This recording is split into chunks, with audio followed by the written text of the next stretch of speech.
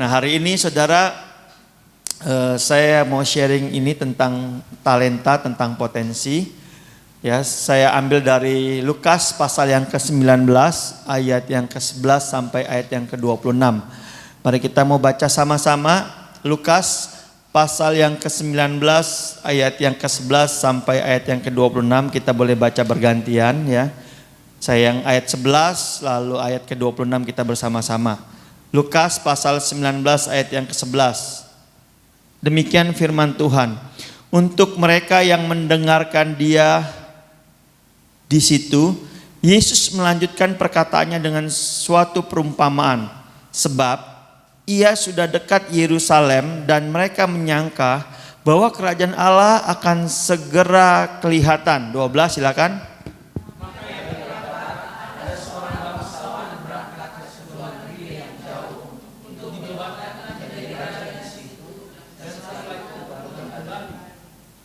Ia memanggil 10 orang hambanya dan memberikan 10 mina kepada mereka. Katanya, pakailah ini untuk berdagang sampai aku datang kembali. Akan tetapi orang-orang sebangsanya membenci dia, lalu mengirimkan utusan menyusul dia untuk mengatakan, kami tidak mau orang ini menjadi raja atas kami.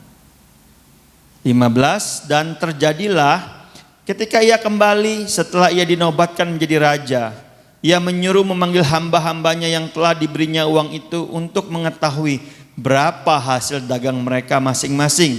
16. Orang yang pertama datang dan berkata, Tuan, mina Tuan yang saat itu telah menghasilkan 10 mina.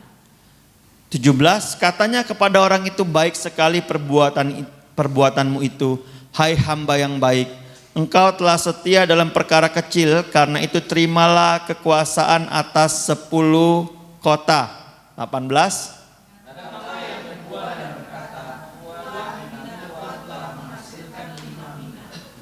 Katanya kepada orang itu, dan engkau kuasailah 5 kota. 20.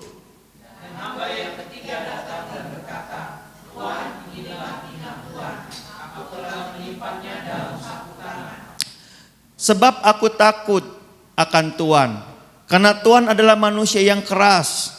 Tuhan mengambil apa yang tidak pernah Tuhan taruh, dan Tuhan menuai apa yang tidak Tuhan tabur. 22. Katanya kepada orang itu, hai hamba yang jahat, aku akan menghakimi engkau menurut perkataanmu sendiri. Engkau sudah tahu bahwa aku adalah orang yang keras, yang mengambil apa yang tidak pernah aku taruh dan menuai apa yang tidak aku tahu. 23. Jika demikian, mengapa uangku itu tidak kau berikan kepada orang yang menjalankan uang? Maka sekembaliku aku dapat mengambilnya serta dengan bunganya. 24. Lalu katanya kepada orang-orang yang berdiri di situ, ambillah mina yang satu itu daripadanya dan berikanlah kepada orang yang mempunyai 10 mina itu. Kata mereka kepadanya, Tuan, ia sudah mempunyai 10 mina. 26 sama-sama. Jawabnya, aku berkata kepadamu, setiap orang yang mempunyai kepadanya akan diberi, tetapi siapa yang tidak mempunyai daripadanya akan diambil juga apa yang ada padanya. Yang percaya katakan amin. Haleluya. Hari ini kita mau belajar tentang talenta, tentang karunia yang Tuhan beri dalam hidup kita. Nah, sebenarnya ayat Lukas 19 ayat 11 sampai 26 ini paralel sama ayat yang ada di Matius tentang Tuhan yang memberikan 5 talenta, 2 talenta. Tapi hari ini saya bahas dari Lukas pasal yang ke-19 ini, saudara. Nah, saudara, kalau kita baca maka kita akan mengerti bahwa perumpamaan tentang mina atau talenta ini adalah sebetulnya seorang yang akan berpergian ke negeri yang jauh, itu bicara tentang Tuhan Yesus. Amin. Tuhan Yesus kasih perumpamaan, dan hamba-hambanya adalah kita semua, orang-orang percaya, orang-orang Kristen yang dipercayakan sama Tuhan untuk memiliki harta dan talenta. Nah, harta dan talenta kalau di sini pakai kata mina. Mina ini, saudaraku, kalau saya baca dalam sejarahnya, mina ini hampir 100 dinar. Ya, jadi kira-kira supaya ada gambaran 100 dinar, dan hari itu pada waktu itu upah satu hari buruh kerja itu kurang lebih 1 dinar. Jadi kalau kita bayangin sekarang upah 1 hari kerja kira-kira misalnya 100 ribu, ya berarti 100 ribu kali 100 ribu berarti dikasih, ayo kamu kembangkan, dikasih 100 ribu kali 100. Ya, ayo kembangkan, mungkin sekitar 10 juta, ayo kembangkan aku pergi. Dan hari perhitungan adalah hari pertanggungjawaban kita kepada Tuhan. Nah, ini hanya ilustrasi. Dan setiap orang katanya diberikan 1 mina. Setiap orang sama, saudara, 1 mina. Ya, saya suka kasih 1 mina. Saudara tahukah saudara bahwa semua kita diberi modal yang sama Tuhan? Ya. Seringkali kita komplain, kita pikir, beda. Ya, Pak Dini sama saya beda, saya sama Liana beda. Padahal di mata Tuhan dia kasih sama, saudara. Ya, saya seringkali ngerasa, kok saya nggak bisa ya kayak hamba Tuhan yang lain, bisa nyanyi, bisa khotbah, bisa. Wah, mungkin konseling, ya, pengembalaannya bagus gitu. Saya kalau nyanyi, setiap angkat suara, nembak suara, waduh, saya kalau lihat, wah salah. Ya, begitu nyanyi, saya kadang-kadang iri gitu. Saya pernah ngeliat ya, Pak Andres Nawawi, thank you udah datang sama Ibu. Ya, saya satu kali ngelihat Pak Andres Nawawi ini khotbah, begitu udah selesai, enak saudara, langsung nyembah. Masuk kuncinya gitu ya. Karena mantan worship leader. Nah, giliran saya begitu masuk, saya ngeliat jemaat pada senyum-senyum ya.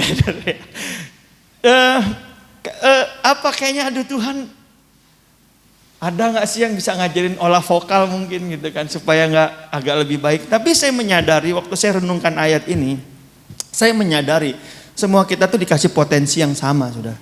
Sama. Kita seringkali melihat orang lebih tinggi, seringkali melihat kita lebih tinggi, seringkali kita melihat orang lebih rendah, ya, atau orang melihat kita lebih rendah, padahal di mata Tuhan sama. Dan pesan Tuhan, ya Lukas 19 ayat 13b, kalau saudara baca dalam versi Inggrisnya, do business with this until I come back. Ya, aku beri kamu modal ini, lakukan, ya, kerjakan, kembangkan sampai aku kembali, kata Tuhan. Karena aku akan minta pertanggungjawabannya.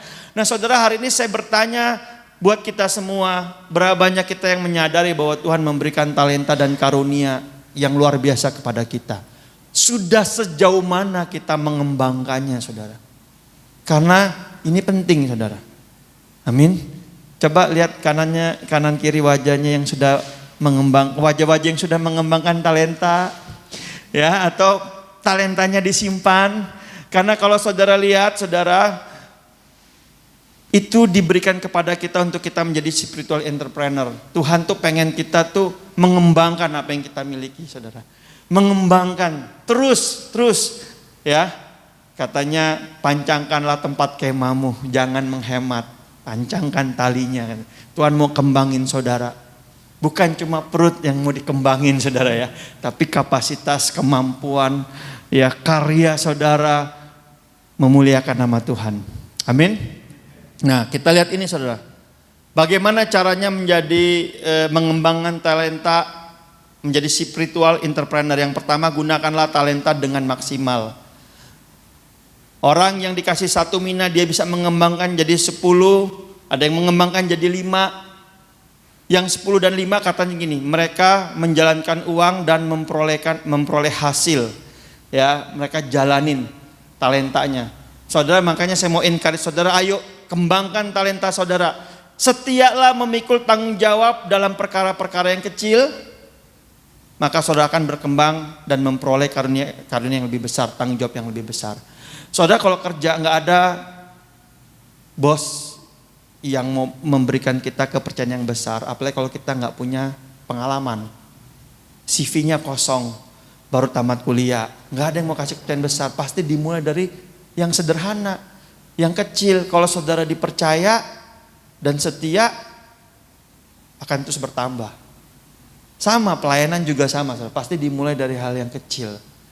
Ya, terus bertumbuh, setia, bertumbuh. Dan ketika saudara berhasil, suatu hari saudara, kalau menurut ayat ini, saudara akan ikut kebahagiaan tuannya.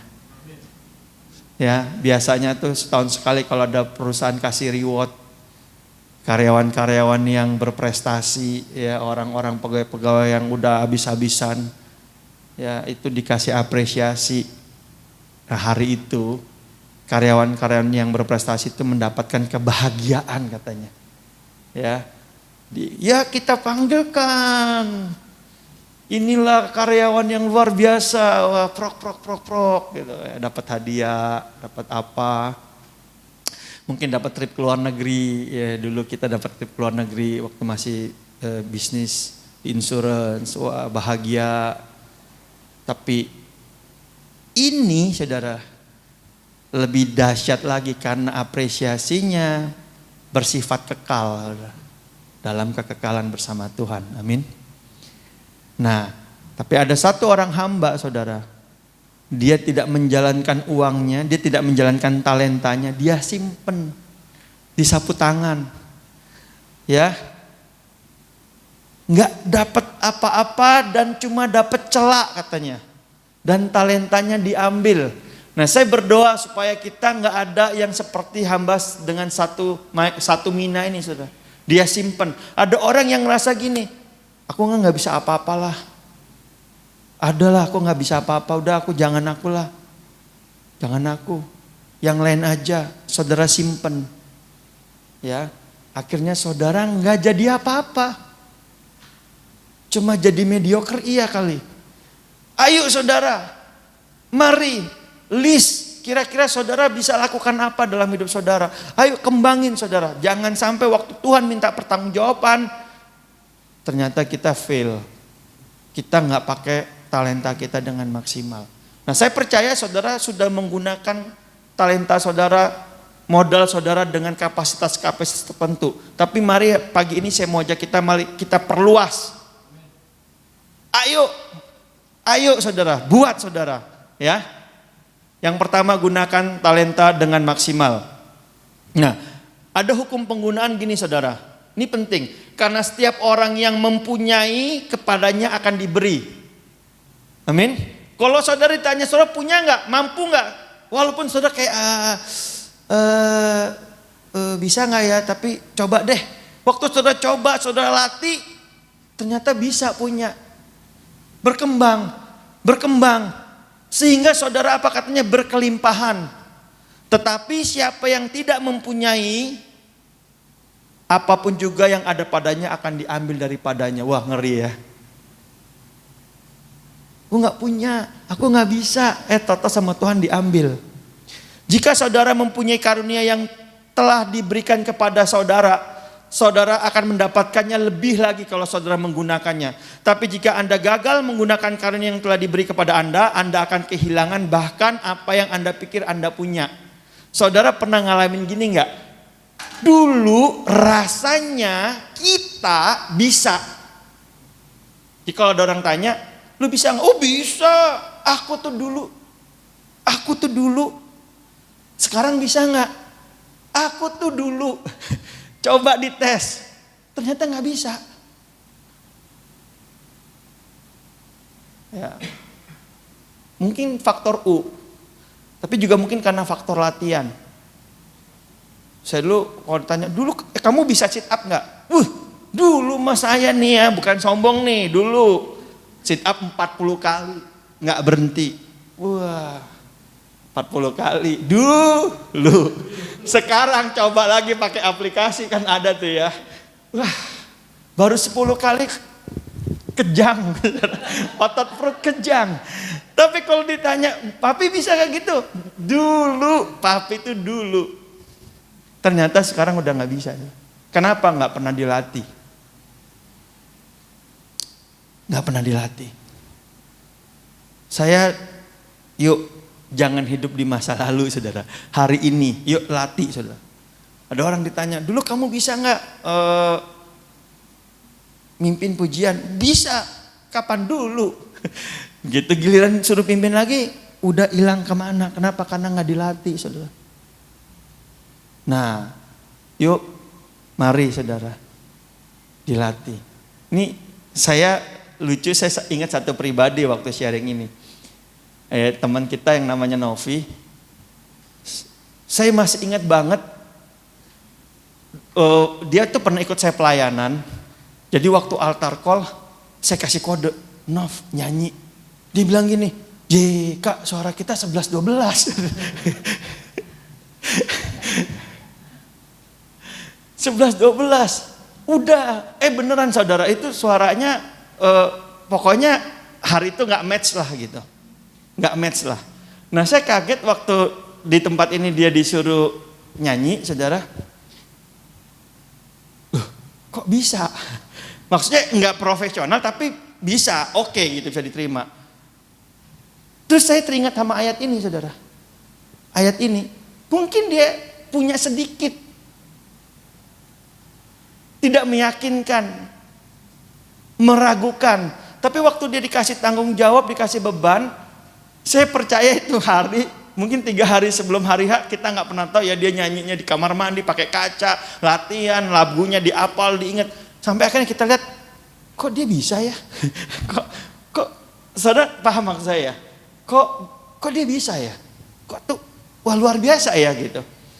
Makanya saya diam-diam lagi latihan di kamar mandi nih, saudara. Supaya nembak suaranya bisa pas gitu. Tapi ini terjadi, saudara. Seringkali kita ngerasa dulu, tapi waktu kita nggak gunakan, waktu ada orang datang gini, tolong dong kamu bisa apa gitu, tolong dong Tuhan kirim jiwa gitu, kita abaikan gitu. Padahal dulu kita mungkin seorang penginjil yang luar biasa, dulu kita seorang konselor yang luar biasa, dulu kita seorang apa gitu, karena kita nggak lagi lakukan, kita nggak pakai talenta yang Tuhan kasih, dan akhirnya Tuhan bilang udah aku ambil. Justru ada orang yang punya talenta udah banyak, karena dia punya hati yang rindu untuk belajar dan bertumbuh. Akhirnya yang satu diambil dikasih ke dia, saudara. Apa yang harusnya jadi bagian orang lain dikasih ke dia. Kenapa? Karena dia setia. Nah saya berdoa supaya saudara menyadari ini, saudara. Supaya ayo kita dengan antusias, kita dengan semangat memakai talenta yang sudah Tuhan beri dalam hidup kita. Amin. Nah, mengapa orang yang diberi modal yang sama hasilnya beda? Ada orang yang tidak mengembangkan, ada orang yang berkembang. Karena mereka memiliki karakter yang baik dan setia, saudara. Amin, saudara. Harus punya karakter ini. Kenapa? Baik itu artinya waktu dia dikasih, dia kerjakan dengan segenap hati, segenap kemampuan. Gagal, latih lagi, gagal, latih lagi. Terus setia, belum melihat hasilnya terus, belum melihat hasilnya terus. Sampai sekian lama baru kelihatan, saudara. Amin, saudara. Saya dulu waktu dilatih marketing, saudara, waktu ayo kamu bisa.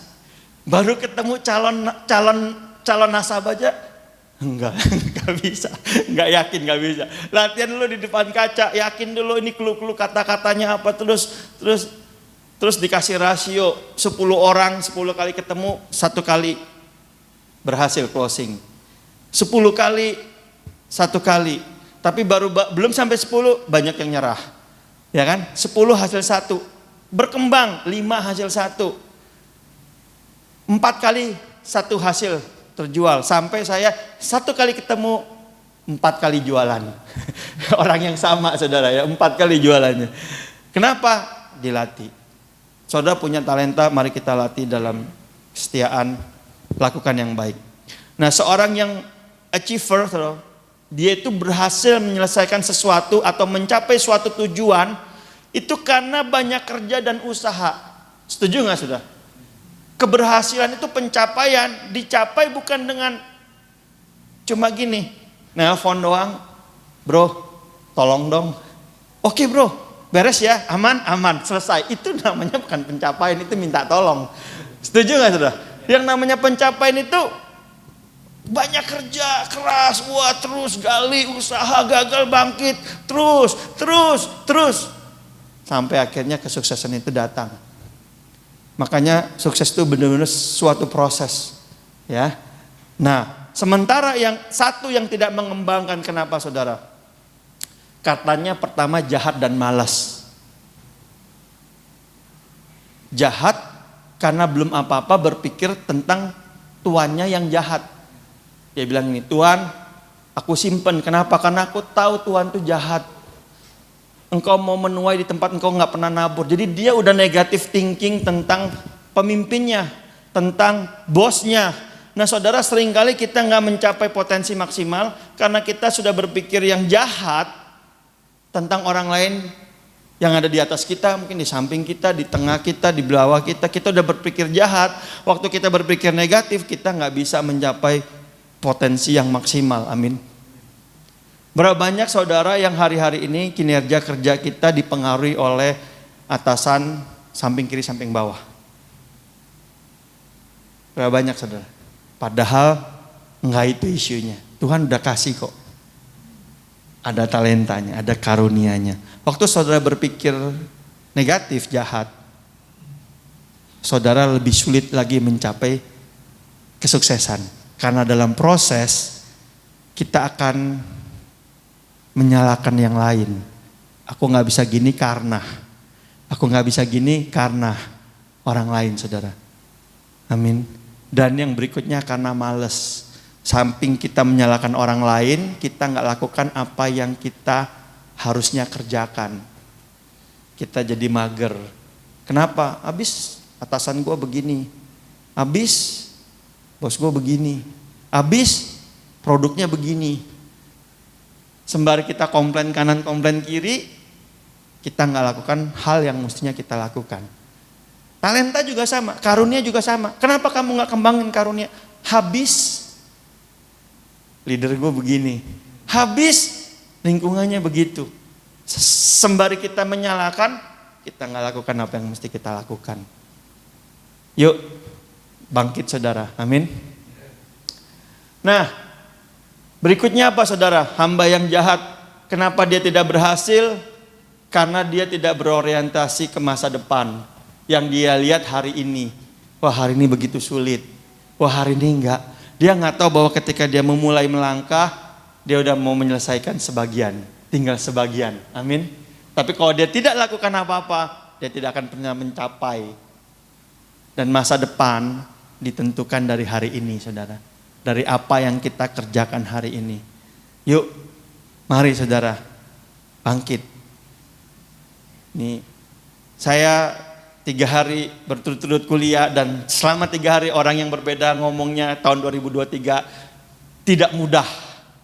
Katanya karena Bapak Presiden dan Ibu Menteri Keuangan sudah menyatakannya. Tidak ada kepastian. Tapi menurut saya mungkin saja tidak pasti, mungkin saja berat, tapi masa depan ditentukan bersama Tuhan lewat apa yang kita kerjakan hari ini. Amin saudara. Kalau kita bilang bisa gitu, waduh. Ini udah kayak kasih motivasi saudara.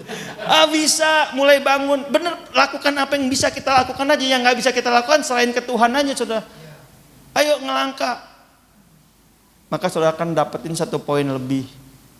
Saudara akan menjadi pribadi yang lebih siap. Kenapa dia tidak mengembangkan? Karena si hamba ini tidak berorientasi kepada tugas.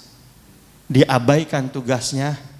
Dia doing nothing, dia simpen. Padahal tugas adalah tugas. Masalah mau berhasil, masalah mau gagal, kerjakan saja. Mau masalah jadi 10, jadi 5, atau malah habis sekalian, kerjakan saja. Karena ada tugas. Iya kan? Kalau kita udah berpikir, nggak mungkin. Kita nggak pernah bisa evaluasi salahnya di mana, kurangnya di mana, lemahnya di mana. Tapi kalau kita sudah lakukan, oh, lain kali udah tahu lah salahnya gimana. Udah tahu caranya gimana. Angle-nya gimana udah dapat. Kenapa? Karena kita ada doing. Udah lakukan. Doing many times. Terus. Sampai akhirnya kita jadi baik. Kenapa? Karena kita orientasi pada tugas. Dan yang terakhir, orientasi pada hasil saudara. Hasil.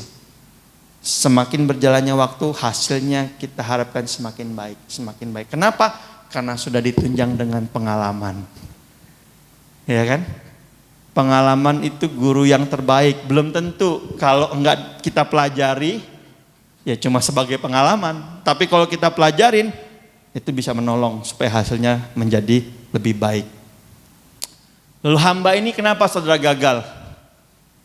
Karena dia tidak bertanggung jawab terhadap apa yang dipercayakan kepadanya. Saudara, mari kita jadi pribadi yang bertanggung jawab, amin. Yuk kita bertanggung jawab sama apa yang Tuhan percayakan buat hidup kita. Mungkin buat saudara yang saudara lakukan itu hal-hal kecil. Tapi waktu saudara lakukan dengan setia dan tanggung jawab, berikan yang terbaik,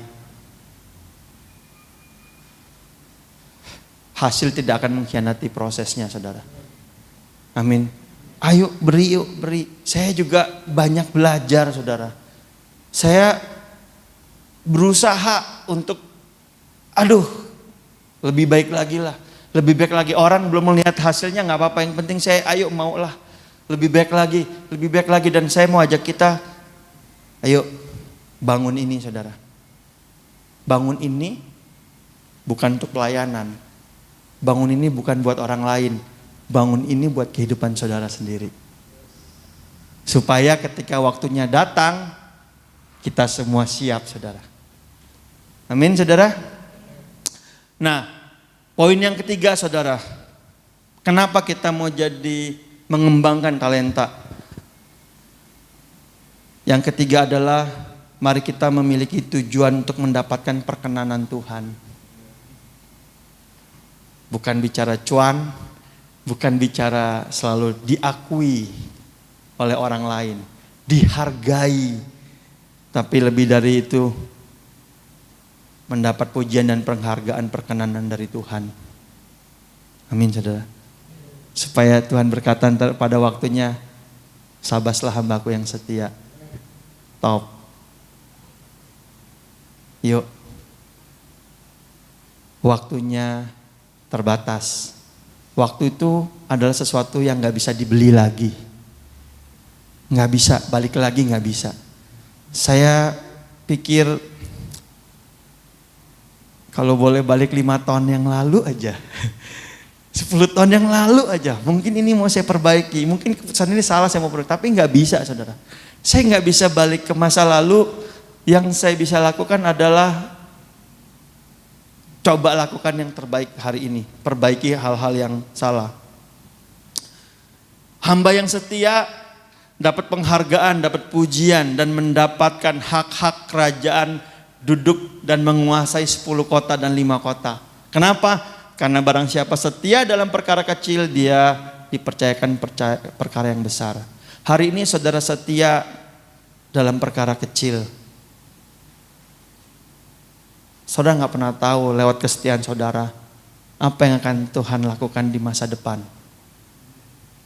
Saya masih ingat dulu waktu saya punya teman, saudara, itu kerjanya full timer bareng kita. Dulu kita bangun youth, kerjanya cuma ngedit video. Hari-hari itu masih jarang yang namanya ngedit video, tapi dia ngedit video, belajar, kasih efek. Hari ini dia bikin bisnis ini, saudara, dan bisnis ini membuat dia berpenghasilan lumayan besar, saudara. Setiap ada acara wedding, acara ulang tahun, pernikahan apa, dia dipanggil, dipakai. Dan video yang dia bikin cukup mahal, saudara.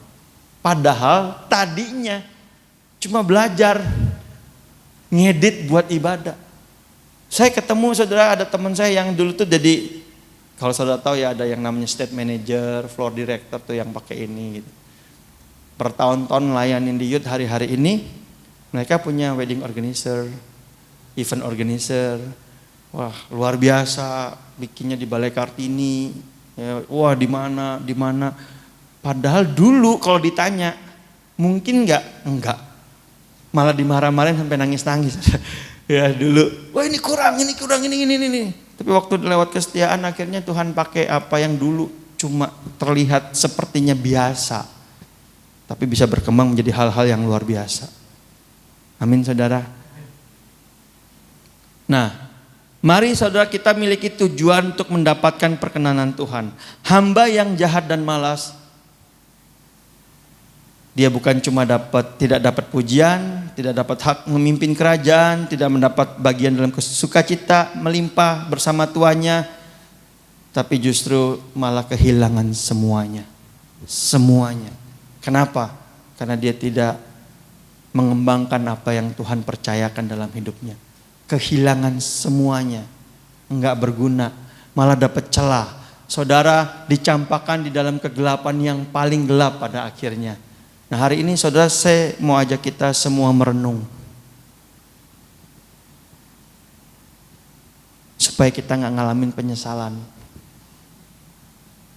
Sebuah pertanyaan saudara, apakah kita sudah lakukan maksimal apa yang Tuhan percayakan dalam hidup kita?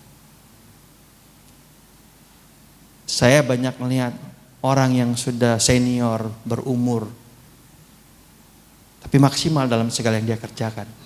Saya aja banyak lihat anak-anak muda yang harusnya masih mampu, dahsyat, punya banyak waktu, punya banyak potensi, tapi hanyut ya dalam teknologi, dalam handphone misalnya, internet, whatever, nggak maksimal. Yuk hari ini kita lihat ke dalam.